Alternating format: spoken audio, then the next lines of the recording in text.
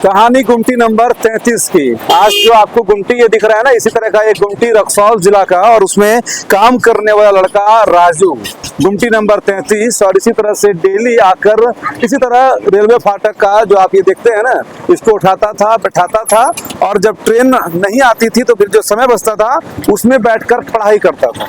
और पढ़ाई करते करते राजू का ये जुनून इतना मतलब हावी हो गया, और उसकी मेहनत इतना जो है आप ये कहिए कि फल देने लगा कि राजू इस 17वीं बीपीएससी में डीएसपी बन गया। इसलिए सोचा हमने कि आपको ये कहानी सुनाई जाए, बताई जाए और दिखाई जाए। ये जो तस्वीर में आपको दिख रहा है, यही वो राजू है जो रक्सौल जिला का रहने वाला है। और इसी तरह से 33 नंबर, ये इत्तेफाक से ये 23 नंबर है, लेकिन वो रक्सौल जिला का 33 नंबर का रेलवे गुमटी था, जिसको लोग ये कहते हैं कि अगर आपका ट्रेन आवाजाही कम होता है तो लोग इस समय का फायदा लूडो खेल के या फिर कुछ और मोबाइल में वीडियोस देख के बिता देते हैं, गाने देख के बिता देते हैं। लेकिन उस समय को आप ये समझिए, क्योंकि जहाँ पर चाह होता है वहाँ पर राह होता है, जहाँ पर मुश्किलें होती है वहीं पर दरवाजा खुलता है आपकी मंजिल का। और कहीं ना कहीं जो लोग की बहाना करते हैं, जो लोग की अपनी तैयारियां सही से नहीं कर पाते हैं, जो लोग अपनी आर्थिक गरीबी, अपनी मजबूरी, अपनी चाहत, अपना आप ये कहिए कि सुख सुविधा, उसके कारण से पढ़ाई नहीं कर पाते हैं, उन लोगों के लिए ये बड़ा सबक है कि राजू के पिता की मौत 12 साल की उम्र में ही हो गई थी।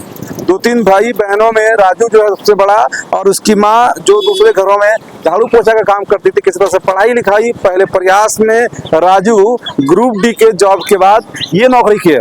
कई लोग ऐसे भी होते हैं कि हमें राजा बनना है, यानी कि राजा यूपीएससी बीपीएससी वाले स्टूडेंट को कहा जाता है, तो राजा बनने के चक्कर में इस तरह के फॉर्म भी अप्लाई नहीं करते हैं, या उनका टारगेट होता है कि ऐसे जॉब करने वाले कभी यूपीएससी बीपीएससी नहीं कर सकते हैं। इस कारण से वो सिर्फ यूपीएससी बीपीएससी को टारगेट करता है, और मजबूरन या तो वो यूपीएससी बीपीएससी निकालता है, वरना जाके घरों में खेती करता है। कई लोगों तो मेंटल भी हो जाते हैं। लेकिन इस चीज के अलग राजू अपने आर्थिक हालात को समझते हुए, अपने घर के सिचुएशन को समझते हुए, सबसे पहले उनके हाथ में जो जॉब मिला, उनकी मेहनत के बाद जो जॉब मिला उसको कर लिया ग्रुप डी का।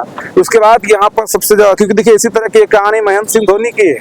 महेंद्र सिंह धोनी को भी जब अवसर मिला, वो बताओ टीटी का काम रेलवे में किया, और उसके बाद उसी समय में वो खेलता रहा। आप ये समझिए ना कि देखिए ये दो चीज है, यहाँ पर कोई एसी नहीं लगा रहता है, गर्मियां बहुत ज्यादा होती है, सुनसान इलाके में ऐसी गुमटियां होती है, कभी कभार गाड़ियां आती है और लोग बोर हो जाते हैं। लेकिन इसी चीज को अगर आप पॉजिटिव माइंडसेट से देखिए कि जब एक गाड़ी और दूसरे गाड़ी के बीच में 2-3 घंटे का फासला होता है, खासतौर पर ग्रामीण क्षेत्र में, तो उस 2-3 घंटे का इस्तेमाल आप पढ़ाई में कर सकते हैं। उसके बाद क्या है कि जब गाड़ियां आती है तो गाड़ियां आने से पूर्व ऑलरेडी इन लोगों को स्टेशन मास्टर के द्वारा सूचित कर दिया जाता है। आप समझिए, जब आप पढ़ भी रहे होंगे 2-3 घंटे के बाद अगर रिंग बजेगा, आप फोन उठाएंगे और यह सूचना आपको वायरलेस के माध्यम से दिया जाएगा कि अब ट्रेन आने वाली है। उसके बाद आपको फाटक बंद करना है, और जब ट्रेन गुजर जाएगी फिर फाटक आपको उठाना है।